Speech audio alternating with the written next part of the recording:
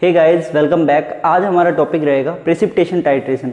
इसके अंदर सबसे पहले हम प्रेसिपिटेशन के बारे में देखते हैं। अब टाइट्रेशन का जो रहेगा वो मैं आपको अलग अलग मेथड्स के थ्रू समझा दूंगा। सबसे पहले चेक करते हैं प्रेसिपिटेशन होता क्या है। तो ध्यान से चेक करिएगा।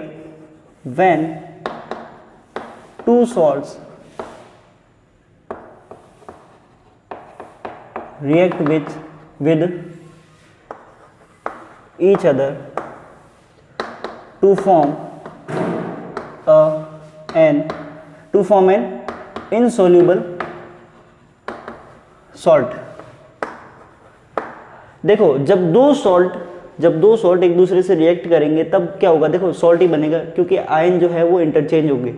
तो इनमें से एक ऐसा सॉल्ट बनेगा जो कि इनसोल्यूबल होगा, और उस इनसोल्यूबल सॉल्ट को हम पीपीटी भी बोल सकते हैं या फिर प्रेसिपिटेशन भी बोल सकते हैं। समझ में आ गया। तो प्रेसिपिटेशन होता क्या है, जब दो सॉल्ट को रिएक्ट करवाओगे तो दोनों में से एक पीपीटी मिलेगा, प्रेसिपिटेशन मिलेगा। जैसे AgCl का पीपीटी मिलता है आपको, ठीक है।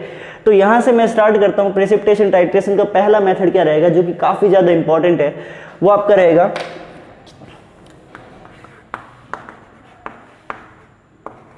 Mohr's method. कौन सा है? Mohr's method. इसके बारे में हम डिटेल में चेक करेंगे कि ये किस टाइप से इसका टाइट्रेशन रहता है, कौन से इसके अंदर हम रिएक्टेंट ले सकते हैं, क्या रिएक्ट होके फाइनली बनेगा, पीपीटी क्या बनेगी, कैसे कलर की रहेगी, सब ध्यान से चेक करने वाले हैं।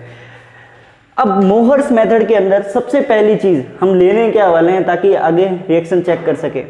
तो यहाँ पर सबसे पहले देखो, मैं रिएक्शन लिख देता हूँ, उसके बाद हम एक एक पॉइंट चेक करेंगे। रिएक्शन क्या रहेगी? रिएक्शन आपके पास देखो AgNO3 लेना है आपको, ठीक है। दिख रहा है ये देखो। चलो मैं आपको यहाँ से बताता हूँ। ये आपके पास डायग्राम रहेगा। ये आपका ब्यूरेट है और ये आपका कोनिकल फ्लास्क है।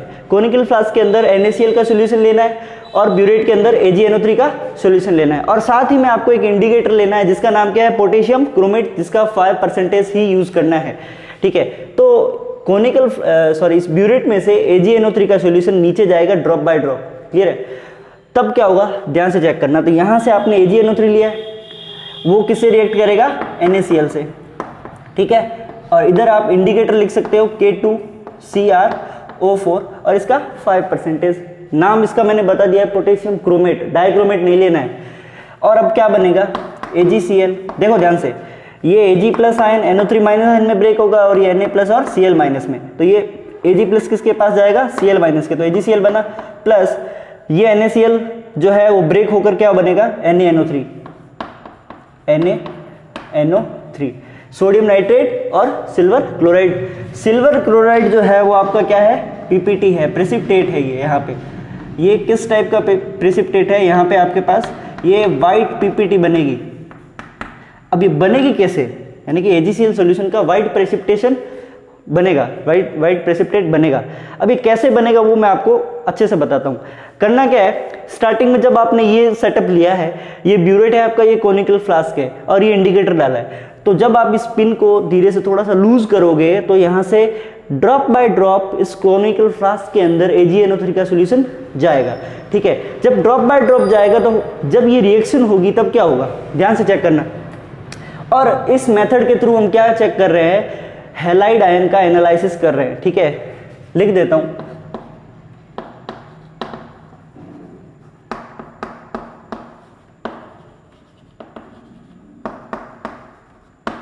ठीक है। तो स्टार्ट करें। सबसे पहले ऐसे लिख देता हूं, number 1,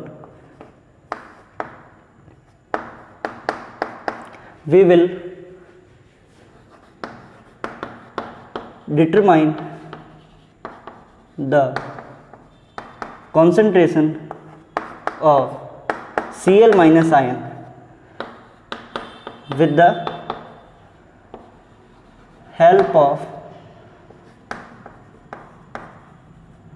with the help of known concentration of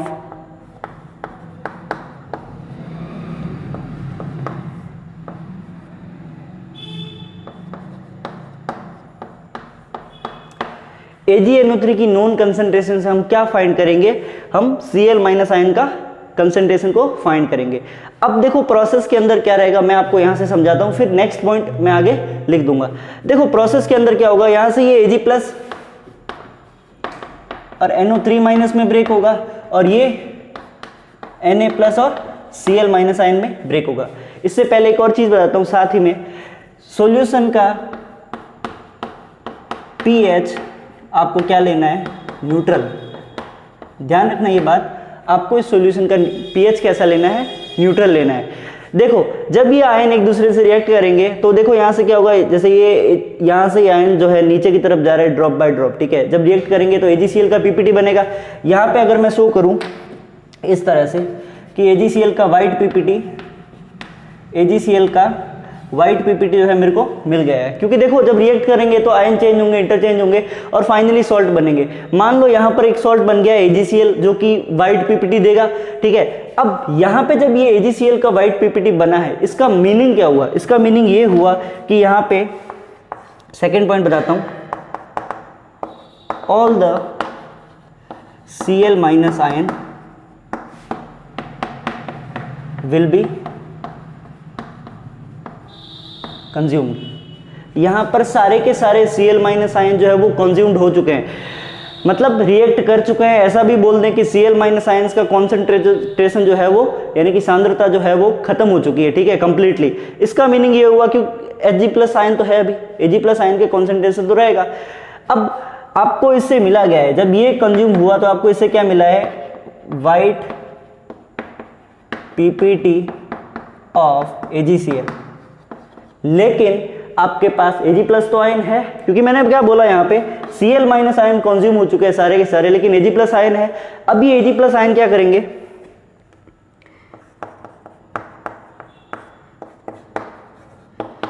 Ag+ ion finally,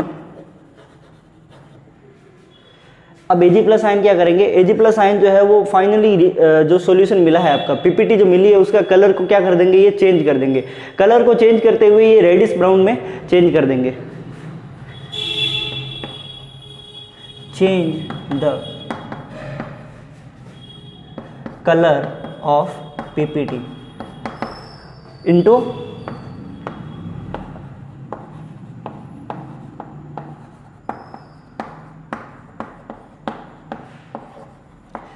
PPT का जो कलर है वो किस में चेंज कर देंगे, रेडिश ब्राउन के अंदर Ag+ आयन। क्योंकि Cl माइनस आयन खत्म हो गए, Ag+ आयन तो है, वो क्या करेंगे फाइनली जो PPT बना है वहां पर जाकर उसका कलर को है जो वो चेंज कर देंगे, ठीक है। एक और चीज, यहाँ पर जो कलर चेंज हुआ है Ag+ आयन, आप ये भी पूछ सकते हो कि AgCl का ही PPT क्यों बना, दूसरे का क्यों नहीं बना। क्योंकि यहाँ पर AgCl का PPT बनने का रीजन ये है कि इसकी आयनिक वैल्यू कम है। मैं बता देता हूँ, यहाँ पे AgCl की क्या है, आयनिक वैल्यू कम है। अब आयनिक वैल्यू इसकी कम है, तब तो क्या हुआ, इसका PPT बन गया है। इसका एक आंसर हम ये भी दे सकते हैं, सॉल्यूशन का pH आपको न्यूट्रल लेना है, ठीक है। और जो जितने ज़्यादा Ag+ आयन बचेंगे वो PPT का कलर जो है वो फाइनली रेडिश ब्राउन में चेंज कर देंगे। इसका मतलब क्या हुआ, एंड पॉइंट पर आपको क्या मिला, एंड पॉइंट पर आपको रेडिश ब्राउन कलर मिला। सबसे पहले देखो इसके अंदर प्राइमरी और सेकेंडरी दो टाइप के एंड पॉइंट आएंगे, ठीक है, ये ध्यान रखने वाली बात है। प्राइमरी एंड पॉइंट के अंदर क्या होगा कि आपको व्हाइट PPT मिलेगा AgCl का, फिर जो Cl माइनस आयन कंज्यूम हो चुके हैं, Ag+ आयन बचे, वो Ag+ आयन प्राइमरी जो आपका मिला था एंड पॉइंट उसको चेंज करके क्या कर देंगे, सेकेंडरी एंड पॉइंट में लाएंगे और उसका कलर क्या हो जाएगा, रेडिश ब्राउन। ये ही इसी का फाइनल एंड पॉइंट रहेगा। रेडिश ब्राउन कलर का आपको लास्ट प्रेसिपिटेट मिलेगा। यही आपका क्या है, मोहर्स मेथड। तो मोहर्स मेथड के अंदर हमने क्या देखा, प्रेसिपिटेशन टाइट्रेशन को चेक कर लिया है। अब आप चाहते हो कि यहाँ के और यहाँ के मोल्स को या फिर इक्विवेलेंट को काउंट करना है, तो आप क्या करो, दोनों के इक्विवेलेंट को एक दूसरे के इक्वल कर दो, आप उसकी वैल्यू फाइंड कर सकते हो, ठीक है। तो ये आपको क्लियर हो गया होगा। इससे रिलेटेड कुछ और पॉइंट है तो मैं आपको और बता देता हूँ, अगर आपको समझ में आया हो तो कमेंट सेक्शन में जरूर बताना, ठीक है। और कोई पॉइंट रह गया हो तो भी मैं अभी क्लियर कर देता हूँ, ठीक है। एक बार ध्यान से चेक करो वापस। यहाँ पर देखो इंडिकेटर बहुत जरूरी है, क्योंकि नेक्स्ट जो मैं मेथड लूंगा उसके अंदर इंडिकेटर चेंज होगा।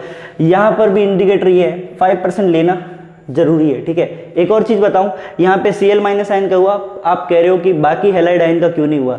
बाकी हैलाइड आयन जैसे मैं बात करूँ I माइनस, आयोडीन की बात करूँ, उसका एनालिसिस मैं इस मेथड से चेक नहीं कर सकता। रीज़न बताता हूँ, इसके अंदर 2 एंड पॉइंट थे, ठीक है। कौन कौन से? सबसे पहले व्हाइट पीपीटी मिला आपको, और सेकेंड एंड पॉइंट पर यानी कि सेकेंडरी एंड पॉइंट पर आपको रेडिश ब्राउन कलर मिला Cl माइनस आयन के कारण। लेकिन अगर आप I माइनस आयन या कि आयोडीन लोगे तो क्या होगा, आयोडीन में फर्स्ट यानी कि प्राइमरी एंड पॉइंट जो होता है ना, एक ही एंड पॉइंट आएगा उसके अंदर, और उसी में ही उसका कलर जो है वो रेडिश ब्राउन हो जाएगा। समझ में आ रहा है? तो आप पहचान नहीं पाओगे क्योंकि कलर पहले से ही रेडिश ब्राउन आ रहा है। और Cl माइनस आयन में 2 टाइप के आपको पीपीटी के कलर मिल रहे थे। तो ये समझ में आ गया होगा। So thank you so much. आगे हम नेक्स्ट मेथड नेक्स्ट वीडियो के अंदर देखेंगे। टिल देन गुड बाय, जय हिंद।